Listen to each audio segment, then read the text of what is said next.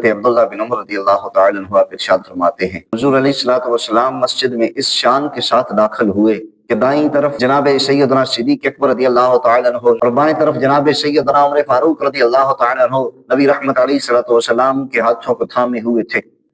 اور اس شان کے ساتھ جب مسجد میں داخل ہوئے، آقا علیہ الصلوۃ والسلام نے ارشاد فرمایا کہ میرے صحابہ، کل بروز قیامت بھی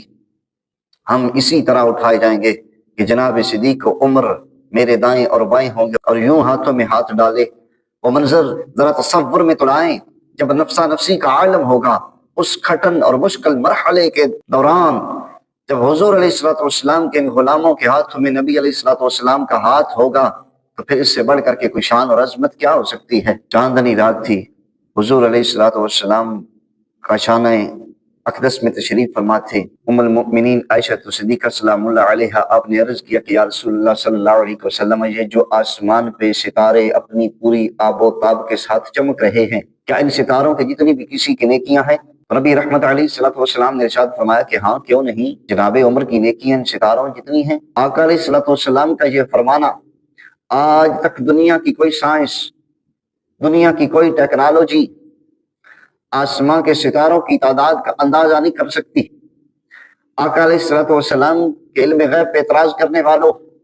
یہاں نبی رحمت علیہ الصلوۃ والسلام آسمان کے ستاروں کی تعداد کو بھی جانتے ہیں اور جناب عمر فاروق رضی اللہ تعالی عنہ کی نیکیوں کی تعداد کو بھی جانتے ہیں۔ پھر جناب سید عائشہ صدیقہ سلام اللہ علیہا کا یہ سوال کرنا، گویا ام المؤمنین بھی اس بات کو جانتی ہیں کہ سوال اس سے کیا جاتا ہے جو جواب دے سکے۔ وہ جانتی ہیں کہ نبی رحمت علیہ الصلوۃ والسلام زمین پہ چلتے پھرتے غلاموں کے احوال سے بھی باخبر ہیں اور آسمان پہ چمکنے والے ستاروں کی تعداد سے بھی باخبر ہیں۔ اور پھر صرف اتنا نہیں،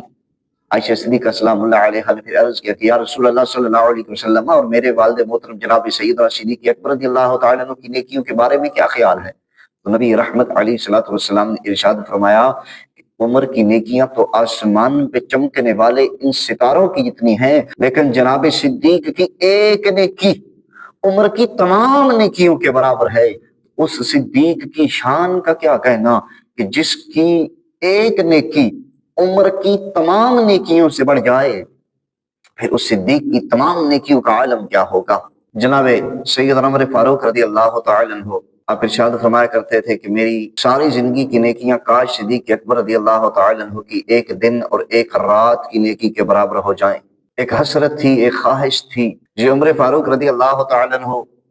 جو جناب صدیق اکبر رضی اللہ تعالی عنہ کی دو نیکیوں، ایک دن کی اور ایک رات کی، ان نیکیوں کی آرزو کر رہے ہیں کہ میری ساری زندگی کی نیکیاں ان دو کے برابر ہو جائیں۔